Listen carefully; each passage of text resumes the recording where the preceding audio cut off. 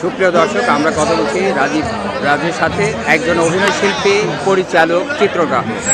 রাজীব রাজ, আপনার কাছে পিঠা উৎসবের অনুভূতি কেমন? অনুভূতি বলতে আমাদের বাংলা ডিকশনারি থেকে বেশ কয়েকটা শব্দ হারিয়ে গেছে। যেমন অপেক্ষা শব্দটাকে আমরা এখন আর শুনি না, শুনি ওয়েট করতে। এরকম অনেক শব্দ আছে বাংলা ডিকশনারি থেকে হারিয়ে যাচ্ছে, তার মধ্যে পিঠা একটা। এখন আমরা কেক বলতে শুনি, পিঠার শব্দটা খুব একটা শুনি না। নিজেকে কেন জানি মানে বাঙালি মানে হিসেবে দাবি করতে এখন খুব একটা চিন্তা করতে হয়। তো এখানে আসলে মনে হয় যে নিজের একটা বাঙালিত্ব খুঁজে পাই, পিঠা উৎসব, পিঠাটাকে খুঁজে পাই। বিভিন্ন অঞ্চলের বিভিন্ন জাতের বিভিন্ন ধরনের পিঠা এখানে আমরা পাই।